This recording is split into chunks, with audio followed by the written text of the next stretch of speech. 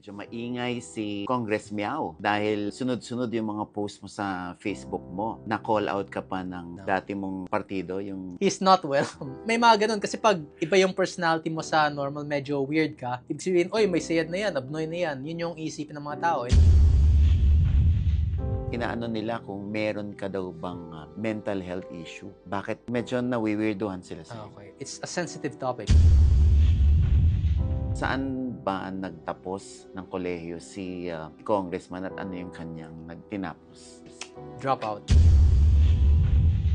So inaamin mo na nepo baby ka? Yes, he makes money and he gives me money.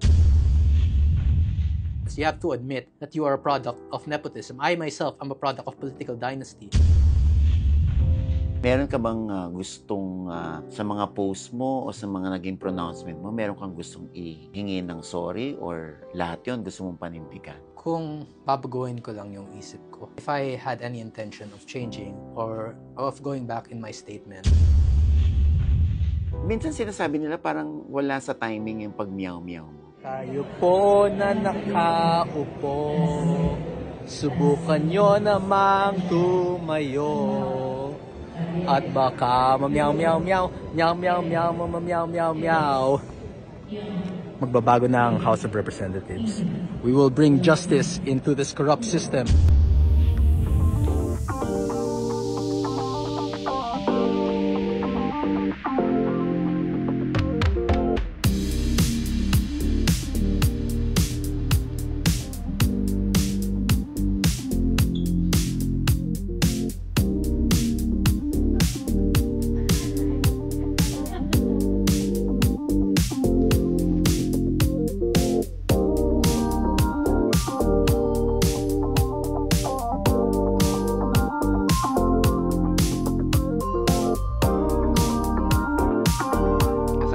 Natin ngayon ang controversial na 4th District Congressman ng Dasmariñas, Cavite, Congressman Kiko Barsaga. Meow. Ba't lagi mong ginagawa yun? Ano yun? Oh, ganito yung pusa. Meow, meow. Oo. Sobrang love mo mga pusa.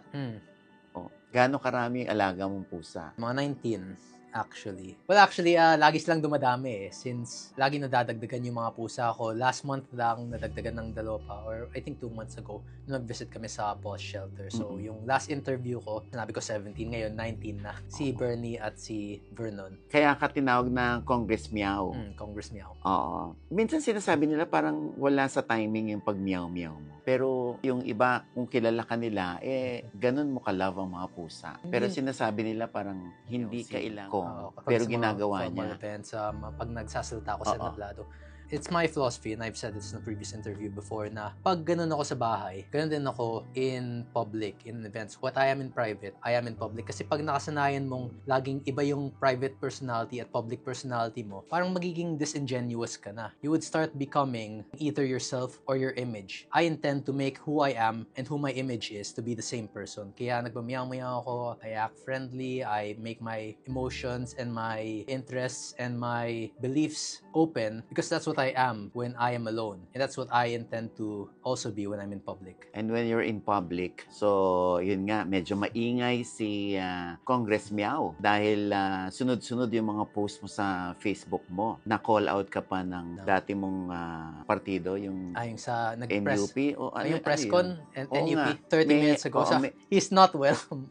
May mga ganun kasi pag iba yung personality mo sa normal, medyo weird ka, ibig sabihin, oy, may sayad na yan, abnoy na yan. Yun yung isipin ng mga tao, and that is that's an observation, and that's a very valid observation. Chairman Puno is also a Filipino citizen, and I am a member of the House of Representatives, so he's also free to criticize me on that. Pero para sa akin lang na yung sa Ethics Committee kasi, yes, I've done wrong things, and yes, I'm completely ready to face any allegations against me. Kay Chairman Puno, walang personalan. If he is mad at me, if he feels it is necessary for him to speak against me since I used to be a party member, then that's good. It's good that we we investigate and we judge all of our House members. And that is why I also started a call for investigation of Martin Romualdez and Zaldico, because everyone else is getting investigated. All the DPWH officials, all the small-time contractors, they're being investigated, but no one has said the name of Martin Romualdez. And the way I see it, it's a lose-lose situation for him, because either he is complicit in the acts of corruption in Congress, the hundreds of billions that's been stolen, or he is not aware of it, which is even more dangerous. Kasi ang iniisip na tao, corrupt yan o corrupt si speaker. Pag iniisip nila yan, delikado yan sa ating bansa. Hindi, that's corruption, that's bad. But what's worse is that kung hindi siya corrupt at hindi niya alam nangyayari yun, hundreds of billions has been stolen, and him as the Speaker of the House and as the cousin of the President, who's very close with the President, very close with the administration, the executive, is not aware of it. Like, paano niya hindi alam yun? So either he is involved in it or he has no knowledge of it. Either of these scenarios, he has to be held accountable. So, yun nga, inireklamo ka sa Ethics Committee because of your behavior, because of parang quote-unquote inciting to sedition, yung iyong ginagawa na pag bago nyo sunugin ng Congress, Hindi ko sinabi bago nyo sunugin. Ang sabi ko, wag nyo sunugin wag nyo sunugin ng Congress, and then speech pa ako. And that's, kasi ang iba na talaga ang sitwasyon ngayon eh. Yung mga tao sa House of Representatives, kala nila, parang normal protest lang, hindi nila corruption sa Nepal, hindi kasing lala ng corruption sa atin. So, by matter of comparison, we can assume that since we are a more corrupt country, we can expect a greater outrage from the people. Since yung sa Nepal, if you see the issues na yung sa Prime Minister, yung sa... Well, they also have a very different political system. But the problem here is that hundreds of billions of pesos stolen is not just a simple matter. Hindi lang yun yung, iimbestigahan ka, makulong ka ng 1 month, 2 months, and then back to Congress ka na. Hindi, it's no longer that. And the people are aware of that. The people know that there is a very big possibility of what's happening in Nepal to happen here. And there's a very big possibility of escalation, especially in the riots involving in the future protests involving the police and the military. It just takes one wrong move for it to spiral out of control. Like in Nepal, it's just one bullet fired that will end everything that we've built. And that's why, in order to protect the House of Representatives, the House that I am part of, I want to change it before September 21. I want to bring genuine positive change to the House before that happens. So yun nga, inisa-isa dun sa Ethics Committee yung mga reklamo sa'yo, like pati yung 2024, kung saan yung lewd shows, yung resibo yun. Sorry hindi ko siya, saan nagagaling yun? Yung mga yung cosplay events. Nagko-cosplay kasi ako yung mga Gundam. Okay. Yun kasi cosplay events yun. And in Japanese culture, they have yung mga kabedon, leg lock, parang yung mga nakakita mo sa anime. And in that event, they allowed that. The organizers allowed that. Parang fan service siya. So, in exchange for money, parang magpipicture ka with a cosplayer na nakaganon kayo. And it's, well, I'm not sure if it's completely legal, but like if the organizers allow it, then it must be since it's SMX. And, yun. It's Japanese culture. Okay. Yung pagbabalandra mo ng mga pera. I think that was about 150,000. Ano yun? Hindi ko alam, pero hindi ko maalala kung galing kay Kong PD yun for like a birthday present or for Christmas. Since my father, hindi ako magsisinungaling, okay? Kung sasabihin mong Nepo baby ako, I completely agree to that. My father is, let's just say he's a successful lawyer. He has made some money. Nakita mo naman, he's not just successful in Congress, but he's also successful in the field of law. He taught as a lawyer. He has been involved in very high-profile cases, including the Corona impeachment and the ABS-CBN franchise issue, yung sa franchise renewal. So, yes, he makes money and he gives me money. So, nung binibigyan ka ng pera, dinidisplay mo. Kaya na yung mga tao. Ayun. Ano ba to? Ano ka ba? Member ka ba ng networking? Hindi, pero ang lagi ko dun yung mga crypto. Joke lang yun, ako wala akong alam sa mga crypto. If anything, pag pinasok ko yung pera ko sa crypto, maubusan ako. So, like, I have no financial ability in cryptocurrency. So, inaamin mo na Nepo baby ka? Yes. I mean, that's where it first starts. You have to admit that you are a product of nepotism. I myself am a product of political dynasty. And not just a political dynasty. We are one of the oldest dynasties in Cavite if you trace back to the history. Kasi ako, yung my name Barzaga, it came from Francisco E. Barzaga, who during the Spanish times, after we gained independence, actually one of the first politicians in Dasmariñas, Cavite. Kaya sa pagpunta ka ng Dasma, may FEB na school, Francisco E. Barzaga, may FEB building yung Lasal doon. And that's where you will see that But yes, it is true. We have a long history in politics. And if I deny that, then I'm denying myself. I am a product of nepotism. Nababasa mo ba yung mga comments ng mga netizen na yung mga ikinikilos mo raw unbecoming of a good congressman? Well, yes, but like how many good congressmen do we have now? Sino yung mga model congressman natin na dapat kong gayahin? Yes, I act differently from the other congressmen. But if the average congressman is a thief, then that makes me less of a thief, right? So, mas gusto mo ng ganyan, okay lang, ganun ako kumilos, basta hindi ako magnanakaw. Well, Hindi ako that's corrupt. one way of looking at it, and I won't disagree with you. I myself, I'm telling you na hindi ako magnanakaw, but it's up to you whether or not you believe me. Okay? Because everyone, lahat ng congressman, kahit yung mga pinaka-magnanakaw na, sasabihin sa'yo, hindi sila magnanakaw. But for me, if I act like the rest of Congress, then I will become like the rest of Congress. And that's not what I want to be because I can see what Congress is. And I do not want to be a part of the system that exists right now. I wish to change the system, and I believe that by acting in line with the system, I won't be able to do that. I have to not go outside the system, but I have to act as if I'm not a congressman in order to fix Congress. Hindi ka natatakot daw sa mga pronouncement mo, sa mga ipinopost mo? Should people be afraid of politicians? Should I be afraid of Romualdez or Marcos or Soto? Should you be afraid of me or of any other politician that you criticize? So, What do you hindi ka think? natatakot? Hindi naman na hindi ako natatakot. Ang problema ay kung natatakot ako. Like, for example, do we live in a country where you should be scared if you criticize a politician? Do we or do we not? Hindi naman na kung natatakot ako o hindi. Kung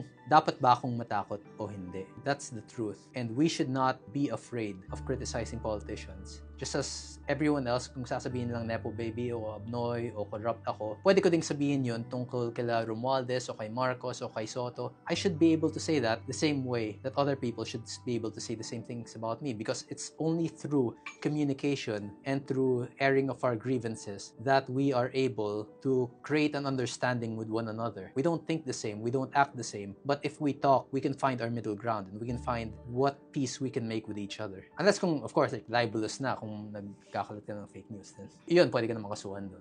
So, nabanggit mo yung Soto. Tinatanong nila kung nilalabanan mo ba si Vico Soto or nagdi-disagree ka kay Vico Soto? Well, you can see my posts. Hindi ko kalaban si Vico Soto. I admire him. He's a great politician. And like I said before, well, yesterday, 2 days ago, nung inisip ko to go against Romualdez, he was one of the people that came into my mind. I believe that if we are given the opportunity to create a better government after the protest, after all that will happen to our country this week, I believe that Vico Soto will be one of the builders of a better government. Si Tito Soto, hindi. Bads yan. Bakit? Well, he's very loyal to Romualdez. And that's all I have to say. No more comments on Vico Soto. Medyo nagalit na siya. Baka mamaya may sabihin na ako. Biglang makukulong na si Meow Meow. Obviously, I'm sure nababasa mo naman yan. Kung nasa right mind ba or nasa right senses si Kong Kiko, inaano nila kung meron ka daw bang mental health issue. Bakit medyo nawiwirduhan sila sa'yo? Okay. Well, yes, I'm a very eccentric person. But firstly, speaking of mental health, I also read a lot about those because it's a very common issue amongst our youth right now. Speaking of mental health, first and foremost, it's not something that you should assume in other people. Para siyang kung nakita mo na posibleng may mental health issue ang isang tao, it's a sensitive topic and it's something that you should wait for them to say. Like, you're a member of the LGBTQ plus community, Yes. right? If people are asking you, oy, bakla ka ba? Or parang bakla ka you act gay, ganon. Or you act bi, mga ganon. I will Diba, tell them, yes, I am gay. Oh, but that's not for them to say, diba? That's for you to say. You're the one who's going to tell them what your sexual stance is or what you identify as. It is a sensitive issue and it is one that people should not just be saying randomly. And this is also applicable to mental health. It's not something that you would just assume, oy, that yung tao na yan, medyo weird siya, abnormal yan, or may mental health issue yan. No, you just try to be kind to them, wait for them to say it to you, or get close to them. Once you're comfortable with them, you ask them yourself. Hindi yung sa mga random comments na, oy, abnoy yan. That's strong. And secondly, no, I don't believe I have any mental health issue. Okay. Well, I hope I don't. Hindi kasi syempre, obviously, It's hard to assume. you those cannot things. please everybody. Kasi syempre, may mga nababasang positive sa'yo na gusto nila yung pakikipagbardagulan mo. Yung iba naman ay ayaw. Tapos medyo nawiwirduhan sa'yo. Kasi nga parang hindi nga siya pang politician na behavior daw. So, maiintindihan ko yun kasi ngayon lang sila nakatagpo or naka-encounter na tulad mong politician na walang Walang breaks. oo, yung yung tsaka No restrictions. walang Purely free. Tsaka walang awat-awat. Talagang sasabihin niya kung ano yung nasa sa loob niya. So, ganun ka. Thank you. So, ano sinasabi ng mami mo, ng mga kapatid mo tungkol sa mga issues sa iyo ngayon? Well, actually, very sensitive issue to. So, I like to say yung family ko, they're very scared. Kasi Romualdez, most powerful man in the Philippines. Tapos ako kinakalaban ko siya. He has very strong allies and we have very limited allies. And yung nanay ko actually halos atakihin na daw siya. Alam mo naman yung mga nanay, very concerned sila. Nanay And yes, that's all I have to say. Like, she's very worried about me, but at the same time, a part of her understands why I'm doing it. And the same for my brother. Yung kapatid ko naman, medyo mas logical siya doon because he's a graduate of Ateneo Political Science. He studied these matters and he can really see how this will be going. So siya medyo mas chill siya. He knows we have a good chance of winning. But for my mom, I just want to say that I keep trying to reassure her, and mostly my brother is reassuring her right now that everything will be fine. Pero takot lang ako na, well, hindi naman takot na. I'm trying not to personally speak to her right now kasi baka mag-breakdown, away, like the emotions would reach a point where we won't be able to think logically, and I cannot have that right now. I have to be perfectly rational, I have to be a perfect logician if I want to win and survive. Okay, so nakita na ba kayo ni Speaker Romualdez? He wanted to speak to me. I told him that I'm available pero may mga meetings ako sa district ko. So if ever he could visit my district sa Cavite, I'm open to meet with him. So yeah, and wala namang masyadong nangyari doon. We didn't end up meeting each other. Not even messages. Have you seen yung comparison sa inyo ni Vico Sotto? Well, yes, but what's the point of the comparison? He's executive, I'm legislative. We serve very different purposes in our government, and I'm not sure what you'll say about me, but I consider Vico Sotto a good man. Pero wala kang galit sa tito niya. Ito yung pinaka-point ko. When Aquino became president, or the Aquino administration, they are against the Arroyo administration. The Duterte administration was against the Aquino administration. The Marcos administration now is against the Duterte administration. If we just continue this cycle of hatred, where will it lead us? Kasi at the end of the day, di ba nag-away-away kami ng Tito Sotto? Hindi yun personal na away. It is us fighting, representing our ideologies in his role as Senate President and in his friendship with Romualdez. And me, in my desire to have Romualdez investigated and in my criticism of his inability to do so. So if we let our personal emotions cloud our judgment, then how can we build a better Philippines? How can we build a better country? Magkaaway na lang kami, one disagreement lang, forever na kami magkaaway? That's not how it should be. That's not how it is. Like, yung kabataang party list of Reneco, they said so many negative things about me during the 2022 campaign, during the 2025 campaign. So initially, when I came to Congress, I initially thought of Reneco as my enemy. But when I met her and I talked to her, I found out that she's also a good person. She's also someone who I could talk to. And it's through dialogue and through peaceful conversations that we can create a better future. Sa kaalaman ng iba, so saan ba nagtapos ng kolehiyo si Congressman at ano yung kanyang nagtinapos? Dropout. Okay, medyo long story to. Alam ko hindi live to, pero lahat ng viewers, yun. Okay, firstly, 2019, yun yung una akong naging congressman, naging konsehal. Okay, I was 20, turning 21 at the time, so I haven't gone before 2018, 2017. I was already preparing myself for politics. 2019, nag-start ako as counselor until 2022. After pandemic, 2022, nag-enroll ako DLSUD DASMA in political science. And then goods naman yung grades ko, but like, there's only so much you can do when you're balancing the life of politics and schoolwork. So minsan may mga may subjects na medyo nahihirapan ako or medyo mabagsak yung grades. And then ang nangyari kasi ay 'di ba yung mga exams usually in December and April. Mga ganung times yung mga nagiging final exams namin, and that's where the majority of the grades are. So ang nangyari doon, December, lagi akong busy, hindi ako nakakapag-exams since puro Christmas party sa distrito namin. And then this 2025, hindi ako nakapag-file ng leave of absence.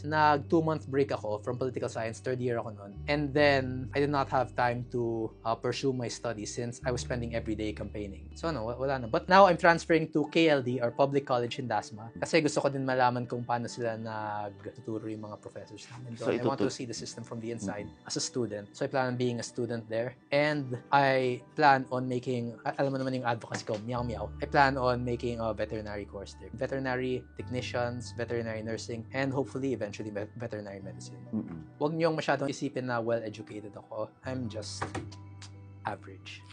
Oo. So, dito naman, bilang ikaw ay congressman, ano na yung mga bills na napasa ni Firstly, Kong? Isa pa lang yung bill na ipapasa ko, pero dalawa yung bill na ginawa ko. The first bill is the Proporo Festival, which is a local festival that we have. It's not been recognized by the national yet. So that's what I filed for local government. And secondly, yung Kapon bill. Pero naisip ko kasi yung Kapon bill, Sino kakapunin? mga pusa na. So Okay. stray animals. Kasi yun yung naging privilege speech ko. Stray animals population control. Pero ang naging problema kasi dito is I talk regularly with many different rescue organizations. Mga POS, Biyaya, everything. Mga pusa sa daan.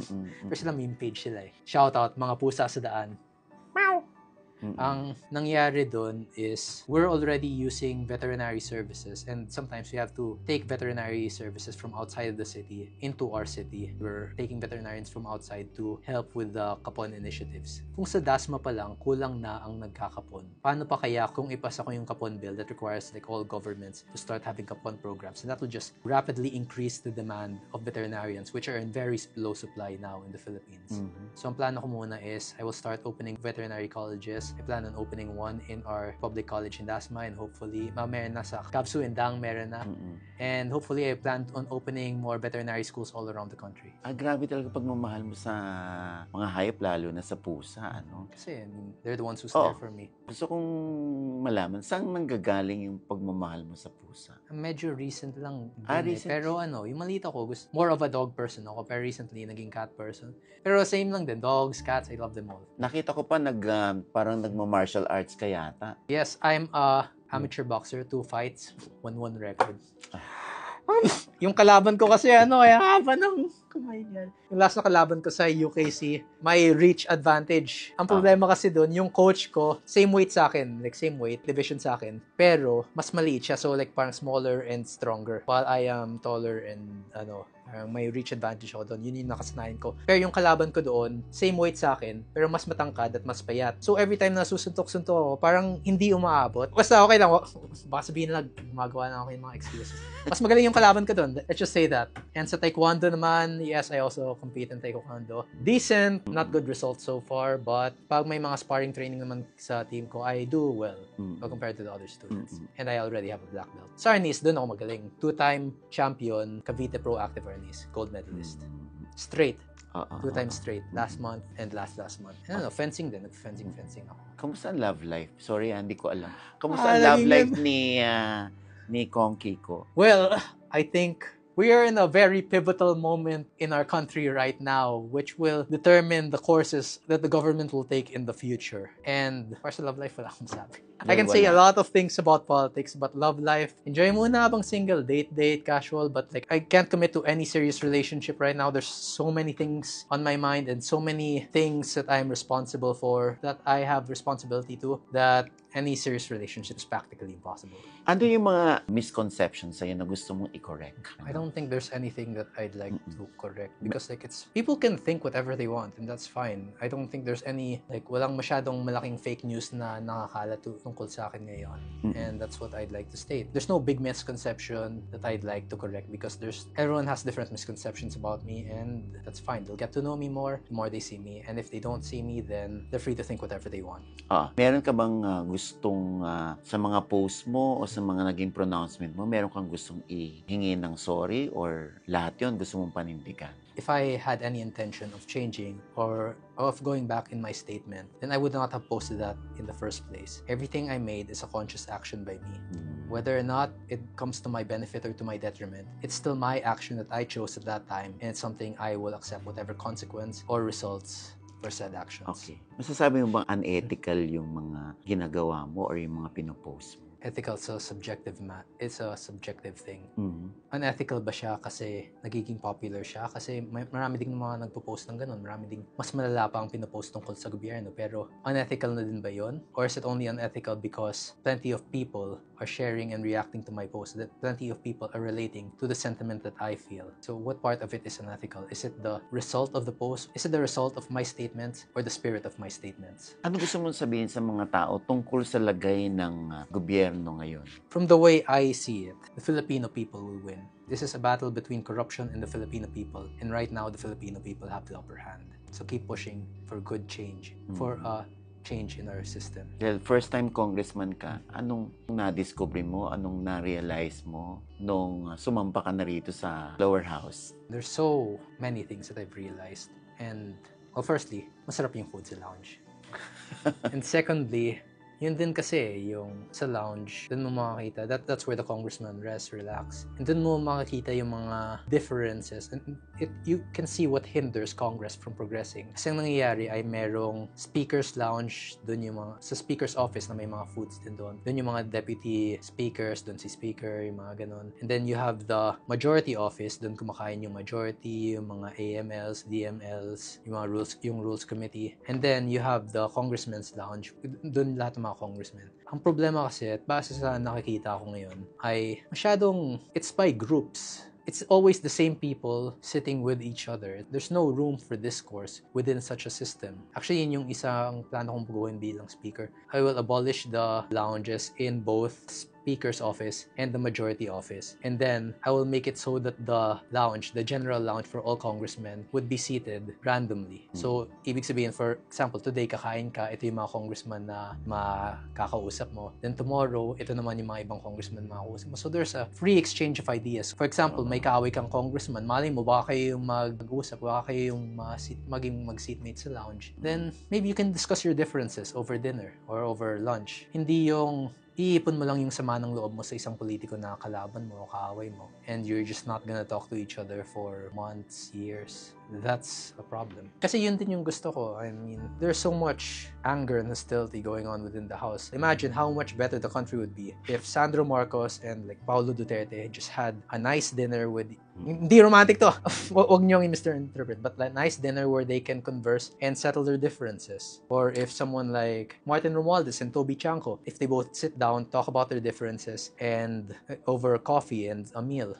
Like, think of how beautiful our system could be if we're not afraid to create such a system where people are forced to fix their problems through civilized discussion rather than through fighting their own methods. Kaya malakas ang loob mo tugisin ng mga corrupt because Congressman Kiko is not corrupt. Because it's not just that, because I believe that there's no congressman that is truly corrupt, and there's no congressman that's truly innocent. Even someone like Martin Romualdez, I believe that there is goodness inside of him. There's a part of him that could change, and there is hope even for him, even for Zaldikov, even for those with all of the issues involved in them, all of the potential crimes that they have committed. I believe there's still hope in them. And I believe that at least some part, deep down, there is some good that could be extracted from them. What is your message to yourself, to Congressman Kiko? Meow meow. Meow. Meow. No, seriously, when I'm thinking, I think in meow meow language. What can you assure our Filipino people bilang congressman si Kiko? Can't assure anything for the future. We can only hope, and through that hope, we create our own futures. We should just keep doing whatever we think is right and assume that everyone else will also do the same.